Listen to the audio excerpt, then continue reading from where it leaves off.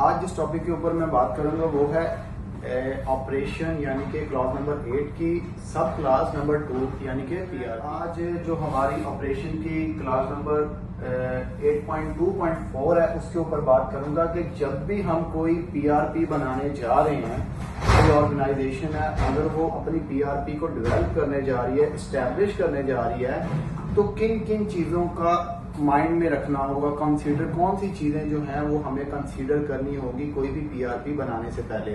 तो ये जितनी भी हमें कंसीडरेशन हैं वो अपने माइंड में रख के आगे चलना होगा, वो सारी की सारी हम यहाँ पे वन बाय वन डिस्कस करेंगे। तो सबसे पहले जो हमने चीज देखनी होगी वो देखना होगा वहाँ का लेआउट कैसा है। फॉर एग्जाम्पल कि हम कहीं पे ऐसी जगह पे अपना ऑर्गेनाइजेशन या अपनी कंपनी स्टार्ट करने जा रहे हैं, यहाँ पे हमारा साइडें ही वो ठीक नहीं है। फॉर एग्जाम्पल हम ये बात करें कि हम एक ऐसी जगह यहाँ पे गार्बेज है या वेस्ट यार्ड है, वहां पे जाके अपनी कंपनी स्टार्ट करेंगे तो ये अच्छा नहीं होगा। ओवरऑल ये हमारे जितनी देर के लिए 1 साल 2 साल के लिए जितनी देर के लिए भी ऑपरेशन चलेगा, वहां पे प्रोडक्शन होगी तो वो उसको ऑल टाइम इफेक्ट करती रहेगी। तो सबसे पहले हमने जो है अपना लेआउट देखना है, ठीक है। फिर उसके बाद लेआउट देखने के बाद फिर हमने उसकी क्या चीज देखनी है, कंस्ट्रक्शन भी देखनी है कि उसकी कंस्ट्रक्शन कैसे हुई है, एज पर स्टैंडर्ड हुई है, एज पर इन्वायरमेंट स्टैंडर्ड हुई है। ये सारी चीजें हमने अपने उसके साथ साथ देखनी है। तो उसके साथ हमने और क्या चीज देखनी है, उसके साथ जो एसोसिएटेड यूटिलिटीज हैं। फॉर एग्जांपल हमने लेआउट देख लिया कि यहाँ पे इस जगह पे ये हमारा जो है प्रोडक्शन एरिया बनेगा, यहाँ पे हम एक कंपनी बनाने जा रहे हैं। तो देखना है कि जिस जगह पे बनाने जा रहे हैं वहां पे आया कि पानी की सप्लाई भी मिलती है, पोर्टेबल वाटर भी है, वहां पे सोर्स ऑफ एनर्जी भी है। तो ये सारी चीजें हमने अपने माइंड में रखनी है। तो इसमें हम ये चीजें देखेंगे, ये चीजें कंसीडर करना होगी। तो उसके बाद सेकंड नंबर पे आ जाता है लेआउट ऑफ प्रेमिसेस, यानी कि जो हमारी प्रेमिसेस है एक ओवरऑल इसका जिसको हम कह देंगे कि जो हमारा नक्शा है, हमारा मैप है, जो हमारी प्रेमिसेस है, कहाँ पे इसका एंट्री पॉइंट बनेगा, कहाँ पे इसका एग्जिट पॉइंट बनेगा, कहाँ पे इसका रोड बनेगा, ये सारी चीजें भी हमें इसकी प्रेमिसेस की देखनी होगी। और उसके साथ साथ हमने इंक्लूडिंग जोनिंग देखनी होगी। अब इस जोनिंग का क्या मतलब है कि इसमें हमने जोन भी देखने होंगे। फॉर एग्जाम्पल हम किसी एरिया को डिक्लेयर करने जा रहे हैं कि ये लो डेंजरस एरिया है, ये मीडियम डेंजरस एरिया है, ये हाई डेंजरस एरिया है। तो इस बेस पे हमने जोनिंग भी करनी है। अब ये नहीं है कि सबसे हाई रिस्क एरिया को हमने स्टार्ट में रख दिया। तो अब क्या होगा कि जब हमने वो सबसे हाई रिस्क एरिया ही स्टार्टिंग में रख दिया तो वहां से गुजरकर जब कोई भी बंदा आगे की तरफ जाएगा तो इट मीन्स कि वहां से कंटेमिनेशन के चांसेस ज्यादा हो जाएंगे। यहाँ से कोई रिस्क जो है उसके साथ किसी बंदे के साथ या किसी प्रोडक्ट के साथ लगा और वो लो रिस्क एरिया में जाके उसको कंटेमिनेट कर दिया। तो हमने जब उसकी जोनिंग करनी है ये भी देखना होगा, ये भी हमारी पीआरपी बनाते हुए माइंड में रखना है। उसका प्रेमिसेस कैसा है ये भी देखना है, और वर्क स्पेस कैसा है ये भी हमने पहले डिजाइन करने से पहले ये चीजें कंसीडर करनी होगी। ये हमारी पीआरपी में ही आता है। फॉर एग्जांपल मैं बात करता हूँ कि हम यहाँ पे फॉर एग्जांपल 10 बंदों के लिए हमने यहाँ पे जगह बनानी है। तो 10 बंदों के लिए हमने ये पहले अपनी पीआरपी में डिसाइड कर देना है कि 10 बंदे यहाँ पे काम कर रहे हैं तो उसके लिए कितना एरिया होना चाहिए। तो उसके लिए हमारे पास एरिया होना चाहिए 2.4 स्क्वायर मीटर पर पर्सन के हिसाब से हमने एरिया डिजाइन कर देना ताकि वो इस एरिया में इजीली काम कर सके। इतने एक बंदे के लिए 2.4 स्क्वायर मीटर का जो एरिया है वो होना चाहिए। इस हिसाब से फिर हमारे पास 100 बंदा तो उसको हम उस हिसाब से मल्टीप्लाई करके ये सारी चीजें देखें। तो ये हमने वर्क स्पेस देखनी है। फिर उसके बाद अगर उसके साथ जो है अदर फैसिलिटीज एसोसिएटेड है वो देखनी है। तो उसके बाद थर्ड नंबर पे हमारे पास जो चीज आ जाती है, हमारी थर्ड नंबर पे हमने देखनी है कि हवा की सप्लाई कैसी है, एयर सप्लाई कैसी है, एनर्जी कहाँ से आ रही है, ये पीआरपी में हमने कंसीडर करना है। और उसके साथ इनसे रिलेटेड जो चीजें हैं, इनके साथ जो जुड़ी हुई चीजें हैं वो भी देखनी है। फॉर एग्जांपल हम जनरेटर के साथ इलेक्ट्रिसिटी प्रोड्यूस कर रहे हैं तो उसका फ्यूल कहाँ से आ रहा है, कैसे उसको मैनेज करें, कैसे स्टोर करें। तो ये सारी की सारी पीआरपी में कंसीडर की जाएंगी। तो उसके बाद जो चौथे नंबर पे हमारे पास चीज आ जाती है, फोर्थ नंबर पे, वो है पेस्ट कंट्रोल एक्टिविटी। कि हम वहां पे जो है पेस्ट कंट्रोल, फॉर एग्जांपल एक कंपनी वो स्पेसिफिकली है तो फूड की, तो हो सकता है कि उनके पास ये आईपीएम का डिपार्टमेंट हो। अगर नहीं है तो वो थर्ड पार्टी से किस फ्रीक्वेंसी के साथ सर्विसेज ले रहे हैं, कब कब ले रहे हैं, कितना लेना है, किस किस एरिया में लेना है, तो वो सारी चीजें हमारी पेस्ट कंट्रोल की वो भी पीआरपी में ही कंसीडर होंगी। तो इनको भी हमने माइंड में रखना होगा। उसके बाद हमारा वेस्ट डिस्पोजल कैसा है, सेवरेज डिस्पोजल कैसा है, तो ये चीजें भी हमने कि हम जो हमारा वेस्ट जनरेट हो रहा है ड्यूरिंग द प्रोडक्शन, तो हमने उसको कैसे वेस्ट करना है, उसको देन कैसे आगे ट्रांसफर करना है, कैसे उसको ट्रीटमेंट करनी है, सारी चीजें हमने कंसीडर करनी होंगी। और उसके अलावा अगर हमें अदर सर्विसेज स्पोर्टिव सर्विसेज लेना पड़ जाए, अब ये स्पोर्टिव सर्विसेज का क्या मतलब है? अब ये स्पोर्टिव सर्विसेज का मतलब है कि फॉर एग्जाम्पल हम कहीं थर्ड पार्टी से सर्विसेज ले लेते हैं। फॉर एग्जाम्पल यहाँ पे हमारे पास जो काम कर रही है वो अवार्डा है, वो वेस्ट के ऊपर काम कर रही है कि वेस्ट डिस्पोजल का काम करती है वो। अब हमारा उनके साथ कॉन्ट्रैक्ट है कि जो हमारा वेस्ट यहाँ पे जनरेट होता है हम एक जगह पे उसको इकट्ठा कर देते हैं, वो आती है, वो हमें लेकर चली जाती है, यानी कि ये हम थर्ड पार्टी की सर्विसेज ले रहे हैं, तो ये एसोसिएटेड सर्विसेज हो जाती हैं। इसके साथ साथ अगर मैं बात करूं, हम वंस इन अ मंथ जो है वो थर्ड पार्टी के थ्रू अपनी जो हुड क्लीनिंग करवाते हैं, जहाँ पे काम हो रहा था तो उसकी हुड के अंदर जो है वो वहाँ पे बहुत ज्यादा डस्ट वगैरह जम जाता है, तो इंटरनली उसको क्लीन करना थोड़ा मुश्किल होता है, तो हम उसके लिए भी अदर सर्विसेज ले लेते हैं। तो वो जो अदर सर्विसेज ले रहे हैं ये भी हमने कंसीडर करनी है अपनी पीआरपी के अंदर। तो उसके बाद आ जाती है हमारे पास suitability of equipment and its accessibility for cleaning and maintenance. तो फॉर एग्जांपल हमने पहले ही डिसाइड कर लेना कि हमारी ये प्रोडक्शन हो रही है, इतनी क्वांटिटी में होनी है, तो हमें इसके लिए कौन कौन से सुटेबल जो इक्विपमेंट्स हैं वो चाहिए, किस कैपेसिटी के चाहिए, और उसकी क्या क्या रिक्वायरमेंट है, और कब कब क्लीन होंगे, किस फ्रीक्वेंसी के साथ क्लीन होंगे, और उसको किस फ्रीक्वेंसी के साथ मेंटेन करना है, उसका क्या पीपीएम शेड्यूल है, वो सारे का सारा हमने अपने जो है वो उसके अंदर पीआरपी के अंदर उसको हमने इंक्लूड करना है, ताकि बाद में कोई भी चीजें ऑपरेशन के दौरान उसको डिस्टर्ब ना करे।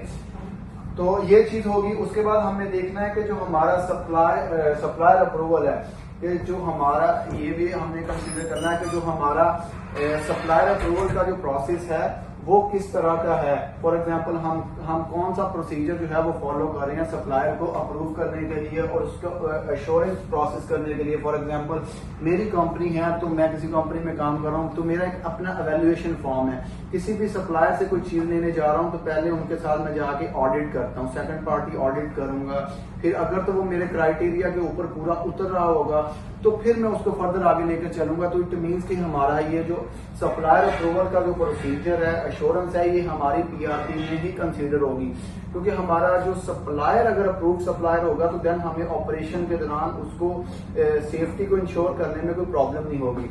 तो इसके बाद हमारे पास जो 7th नंबर पे आ जाती है वो चीज आ जाती है हमारी reception of incoming material storage, dispatch, then transportation end of the product. यानी कि इसमें ये है कि हमारी जो प्रोडक्ट्स आ रही हैं, जो हमारा रॉ मटेरियल आ रहा है, हम उनको किस तरह से उसको रिसीव कर रहे हैं, उसके बाद उसको स्टोर कर रहे हैं, फिर उसके बाद उसको स्टोर करने के बाद उसको डिस्पैच कैसे प्रोडक्ट बन गई, अब उसको डिस्पैच कैसे करना है, देन उसको ट्रांसपोर्टेशन और फिर उसकी देन हैंडलिंग, ये सारी की सारी हमें किसमें कंसीडर करनी है, ये अपनी पीआरपी के अंदर इसको कंसीडर करना होगा। और उसके बाद क्या हो जाती है, हमारे पास आ जाती है मेजरिंग ऑफ, उसके बाद आ जाती है measuring of prevention of cross contamination.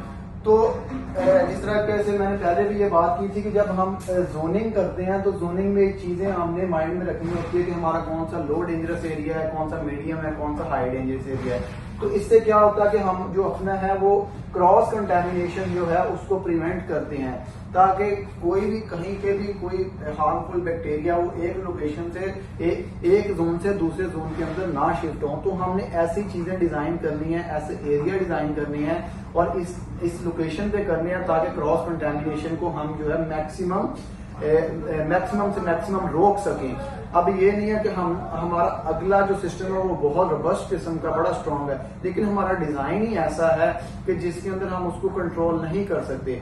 आप बेशक जितना मर्जी काम कर लें, जितना मर्जी अपना पीपी वेयर कर लें, जितना मर्जी कलर कोडिंग को फॉलो कर ले, लेकिन जब आपका डिजाइन ही ऐसा है, फॉर एग्जाम्पल यहाँ से चीज को रिसीव किया है, यहाँ पे हमने कुक कर दिया है, यहाँ पे इसको प्रोसेस किया, यहाँ पे कुक किया, तो अब होना ये चाहिए कि यहाँ से इसको फर्दर आगे निकलना चाहिए, डिस्पैच एरिया इसके आगे की तरफ होना चाहिए। तो क्या हुआ, यहाँ पे प्रोसेस हुआ, फिर हम अगेन उसी रास्ते से वापस लेकर आ रहे हैं। तो यहाँ से क्या हुआ कि जो हमारी कुक प्रोडक्ट है वो जब बैक फ्लो करेगी, तो बैक फ्लो के दरमियान क्या होगा कि इधर से रॉ मटेरियल आ रहा है, यहाँ से कुक प्रोडक्ट वापस जा रही है, तो यहाँ पे क्रॉस कंटेमिनेशन के चांसेस बढ़ गए। तो ये चीजें भी हमने जब लेआउट बनाने जा रहे हैं तो अपनी पीआरपी में ही इसको कंसीडर करना होता है कि हमने किस तरीके से क्रॉस कंटेमिनेशन को रोकना है। तो उसके बाद आ जाती है हमारी क्लीनिंग एंड डिसइंफेक्शन के, हमारी वहां पे क्लीनिंग का प्रोसीजर क्या है, कौन कौन से प्रोटोकॉल फॉलो करेंगे, डिसइंफेक्शन कहाँ कहाँ पे होगी, CIP कैसी होगी, क्लीनिंग आउट प्लेस कैसा होगा, ये सारी चीजें भी हमने कंसीडर करनी होगी। फिर उसके बाद हमारी आ जाती है पर्सनल हाइजीन। पर्सनल हाइजीन ये बहुत ही इंपॉर्टेंट पैरामीटर है और इसी के बहुत ज्यादा क्रॉस कंटेमिनेशन होती है। तो हमने पर्सनल हाइजीन के ऊपर बहुत ज्यादा फोकस करना होता है। इसका क्यों करना होता है, फॉर एग्जाम्पल हमने जो हमारा स्टाफ काम कर रहा है वहाँ की जो उनकी टॉयलेट फैसिलिटीज है उनको देखना होता है, उनकी पीपी फैसिलिटी उनको देखना होता है किस लेवल पे है। ये सारी की सारी चीजें हमने पर्सनल हाइजीन के अंदर कंसीडर करनी होती है, क्योंकि जो पर्सनल हाइजीन है ये सबसे मेन सोर्स होता है क्रॉस कंटेमिनेशन का। तो इसको भी हमने अपना पहले पीआरपी में ही कंसीडर कर लेना होता है। तो उसके बाद हमारी जो चीज आ जाती है, उसके बाद आ जाती है प्रोडक्ट की इंफॉर्मेशन और उसके बाद कस्टमर अवेयरनेस। तो प्रोडक्ट इंफॉर्मेशन जो है इसी को भी हमने अपनी पीआरपी के ही अंदर कंसीडर करना है। और उसके बाद जो कस्टमर को अवेयर करना है, कैसे अवेयर करना है, थ्रू कैंपेन्स करना है, through multimedia, through social media, main stream media, what ever the channel जो हम यूज करेंगे, जिस तरीके से भी कस्टमर को अवेयर करेंगे, अपना ऊपर लेबल लगाएंगे, उसके प्रॉपर इंग्रेडिएंट्स, वो सारे का सारा हमें पहले ही अपने पीआरपी में उसको कंसीडर कर लेना चाहिए।